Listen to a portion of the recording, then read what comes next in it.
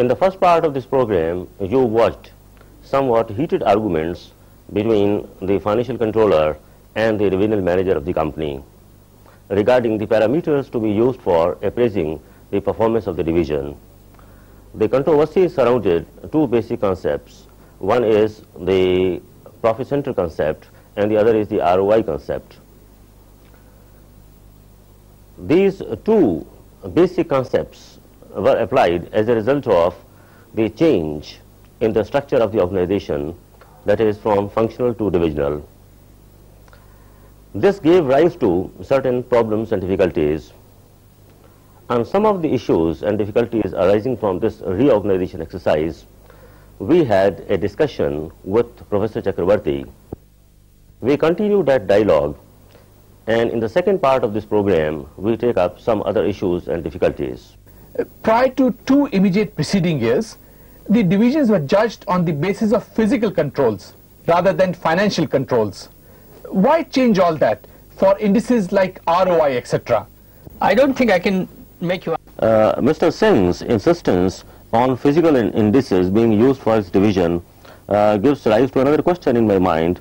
Is there any relationship between management control system and different levels of management? Yes, Dr. Bhatia, thank you for bringing the discussion on to this point. Management control systems theory recognizes three levels of management. The topmost level is described as the strategic management level. The second below that is considered as the executive management level. And the third level is the operating management level. Now, broadly speaking, control systems for the strategic management level will tend to have a very long-term focus. The indices, the facts, the figures in strategic management control system would tend to be less precise, less quantitative, but more qualitative, more future-oriented, and trying to take a look of the enterprise as a whole vis-a-vis the industry to which it belongs, to the overall broad economic background against which it is functioning. But this is the kind of orientation which the strategic management control system would have to keep in view. Then when we come down to the executive level of management, it is possible to look in the medium range time span and a little more precise in quantitative terms. For example, market share of the products of a particular division. What is the trend? Now, that's an important control parameter at the executive management level. In contrast, the strategic management level might be looking at, for example, the price-earnings ratio of the company, which is from the strategic point of view for future moves of buying and diversification and issue of shares on the capital market of very, very important strategic dimensions. The executive level would not be concerned with that kind of a control parameter.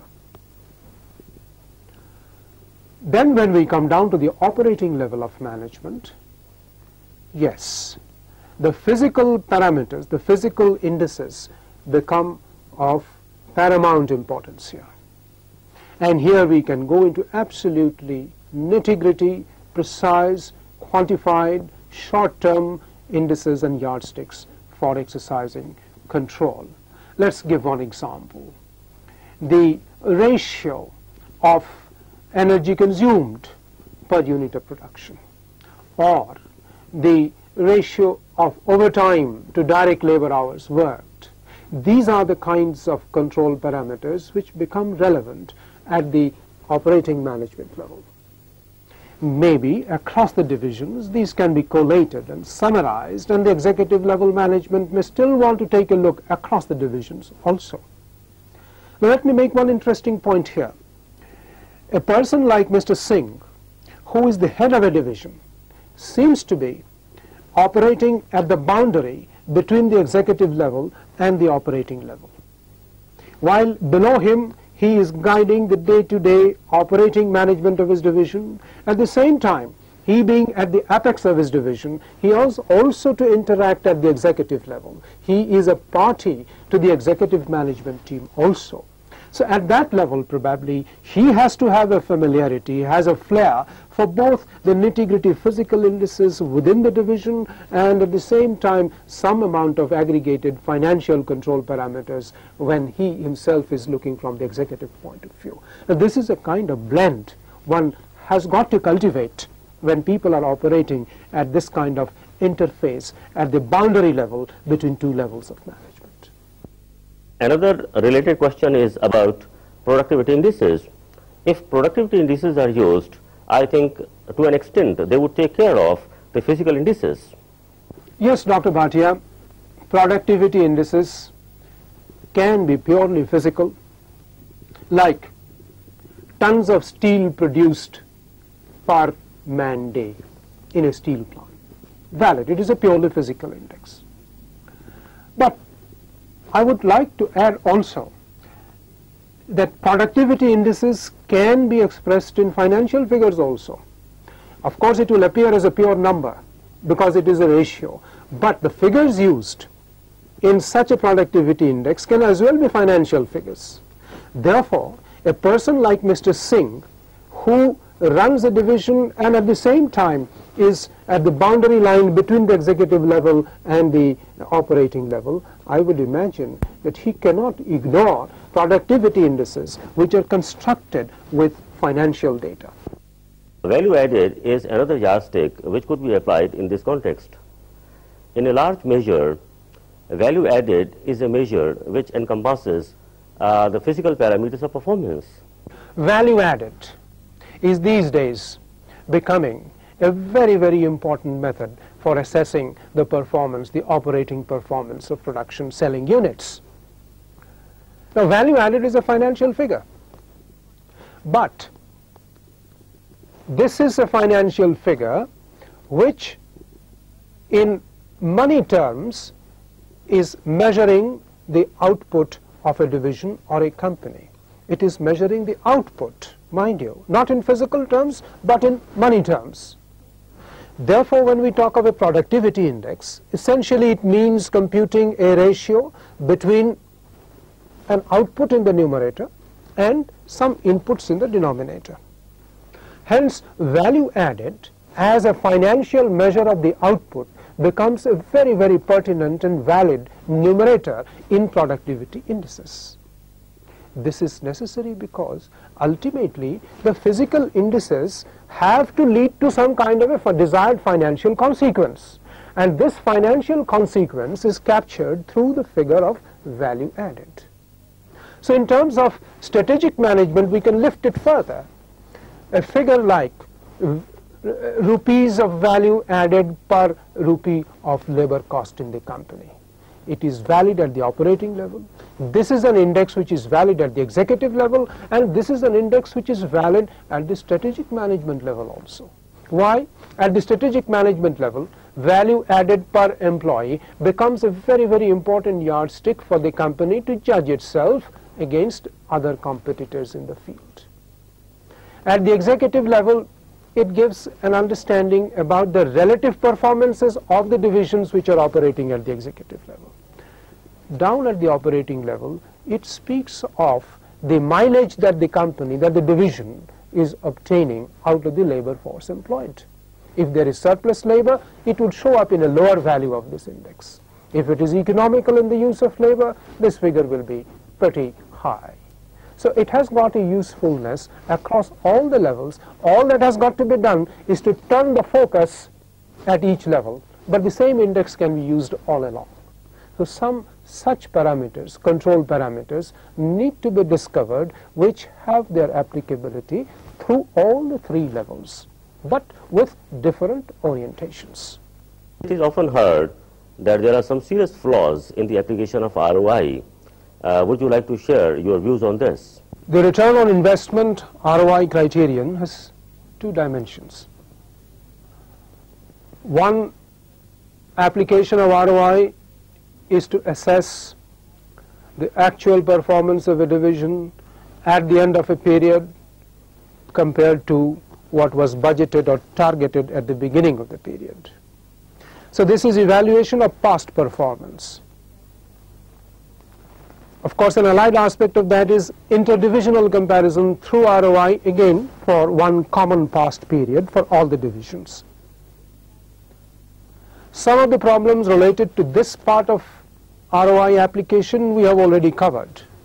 What we have not yet touched upon is about the future investment decisions which may or may not be taken by the divisions on the basis of ROI. Let me highlight the problem here.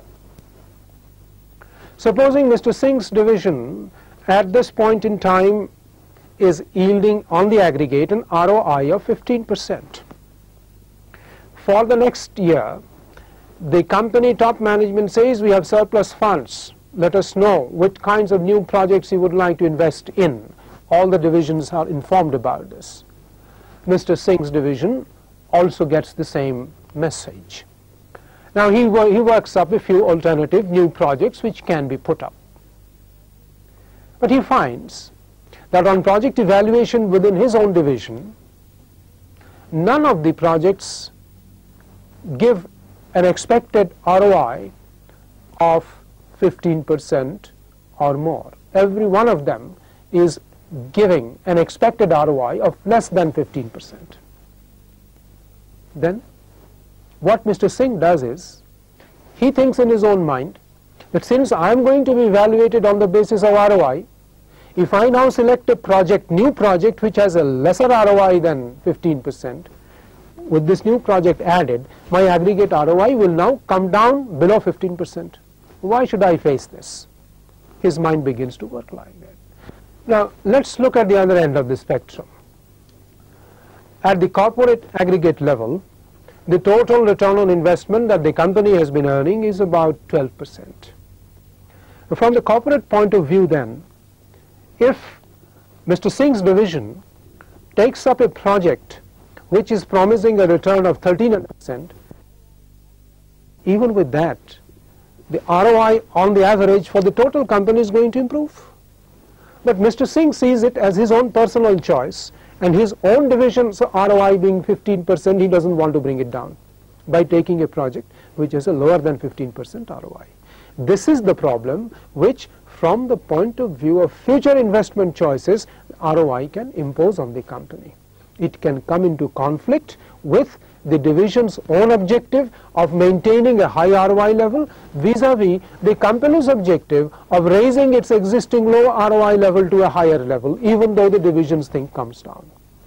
This problem is called, technically in management control systems, the problem of goal congruence. Professor Chakravarti, now the question is how we resolve this problem.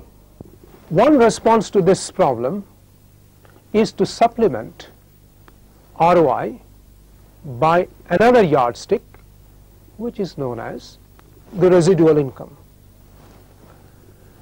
The residual income is computed by taking the profit before interest and tax of a division and deducting from there the cost of the capital which the company has put into that division for keeping it going.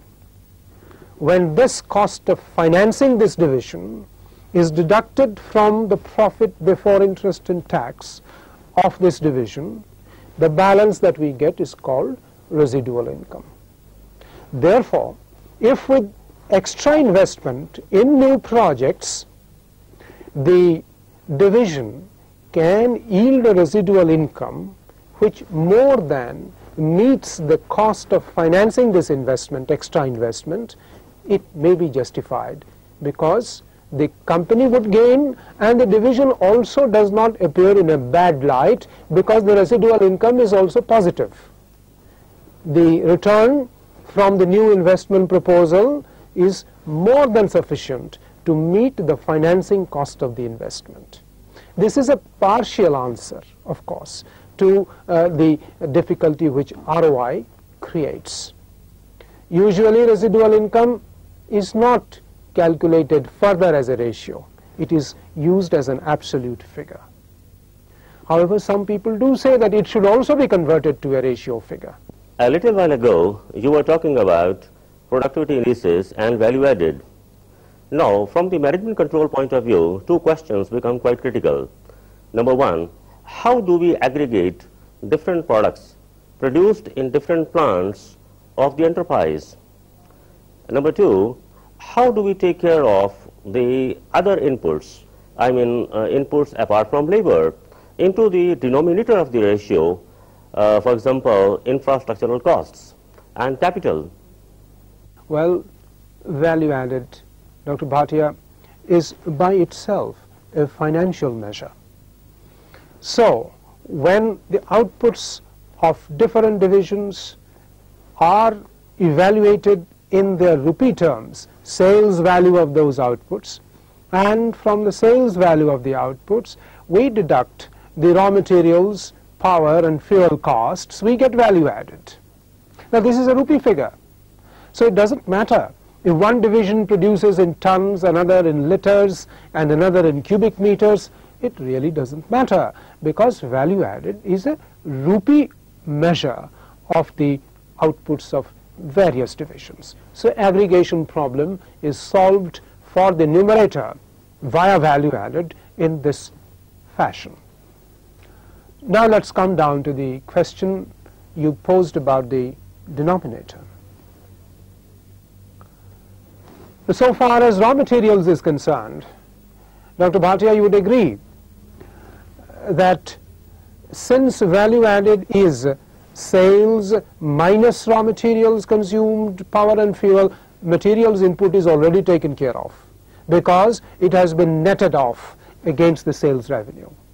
So we have solved that part of the input problem. So far as labor is concerned, yes, the total employee costs would be one element in the computation of the denominator.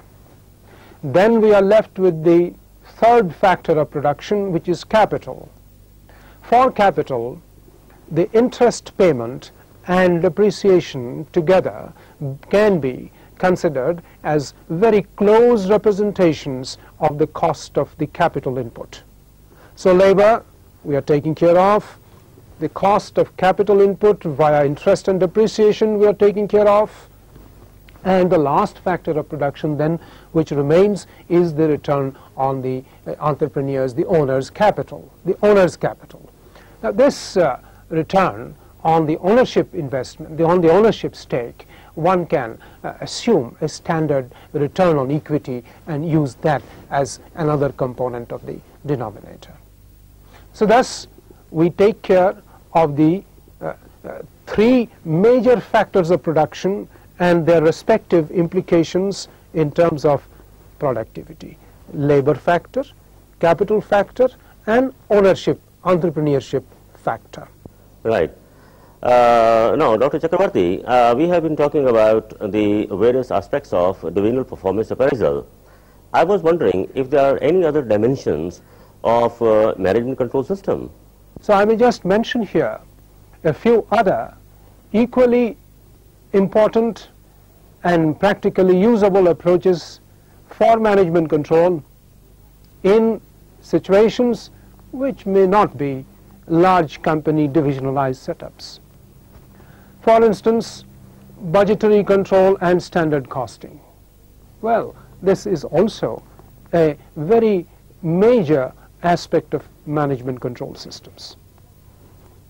Then we have performance budgeting, particularly in those types of organizations which do not produce and sell like industrial enterprises do. For instance, a government department, an irrigation department, education department. How does one achieve some amount of control? Because they are only spending departments. Performance budgeting is an answer to management control in such predominantly spending outfits. Then we have another third approach which is available, which is called zero-based budgeting.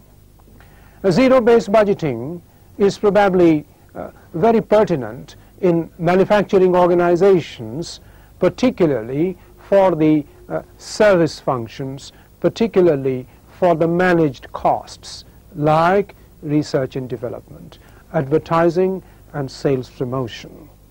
Zero-based budgeting implies considering the request for a budget for a next year by examining that activity from a zero-base level, from a de novo level, without assuming that the past cost is the base and you just add a few more percentages on that. And lastly, in this connection, probably I can mention, Dr. Bhatia, management by objectives. Now, management by objectives, of course, is a very, very overall integral approach. So far as management control systems is concerned, it relates each individual to his own specific area of performance, targets or objectives.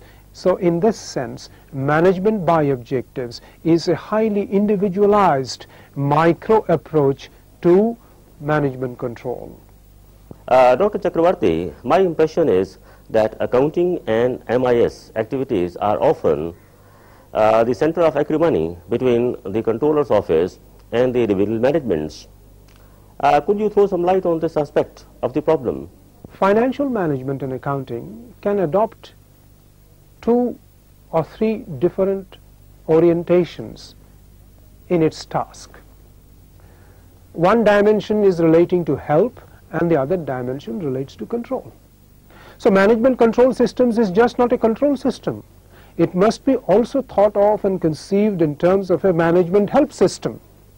So unfortunately, the language today is management control systems. And since the word control dominates the thinking of the finance and accounts people, probably there is a lack of perspective and balance very often. So I'm suggesting that management control systems has got to be a management help system also simultaneously. Now if I combine and add the help dimension to control, then it is possible to go down into a little more detail and think of control in 3 perspectives and help again in 3 perspectives. Like control can be in terms of procedures, control can be in terms of control of means and resources, and finally control can be exercised in terms of the ends and goals and objectives of the divisions. Similarly, on the help side, one can think of 3 different modalities of help. One is help which is actively given on the own momentum of the finance people, seeking out the areas where they can help. The other can be passive. The line people come, ask for it, finance says all right, the control people say all right, we will help you. And the third way of helping is really not helping, we call it indifferent. No matter what the line managers seek for, the control people just are insensitive to the nuances of those requests. So with these 3 types of control approaches and 3 types of help approaches, one can have a combination of 9 varieties. Of these 9 varieties, procedural control and indifferent help, this combination is the worst framework for management control systems. Whereas the best one is where it is control on ends and objectives coupled with active help. So one has a whole range, and a management control system can travel along this continuum from the worst to the best. So this is one perspective. Over a period of time, the people who run the management control system could cultivate, could learn, and gradually try to reflect it in their behavior. While this part of the discussion has highlighted the role and responsibility of the people in the control function, that is primarily finance and accounts people in Indian organizations, I think a few words are relevant for the line people also. They are the consumers of information. They are the users of information for control. They have a responsibility also then in communicating clearly, frankly, what they need, what they expect. Because the control people, the finance and accounts people, with all their best intentions, cannot anticipate exactly what is the requirement to the line people. So the line people, the divisional heads and the divisional managers, they cannot avoid the responsibility of putting their heads to the task of defining and delineating clearly what they would expect the finance people to do. And the second point, which also the line people may be well advised to take care of, is there is often a feeling in line people, maybe somewhat legitimate, maybe somewhat speculative, that the finance accounts control people are an avoidable nuisance. It is the line people who earn the money for the company. They are the breadwinners. And it is the finance and control people who are apt to come and put a spanner in the wheel. I think this is a problem of, if you allow me to say, Dr. Bhatia, a problem of ego management. Line people do have their egos, let us face it.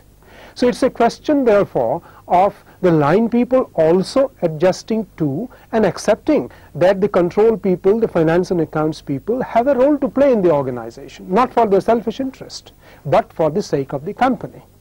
If that is accepted, then I think both the users and suppliers of control data and control information should be working towards a more congenial environment, a more trusting environment, and the thing can deliver goods much better.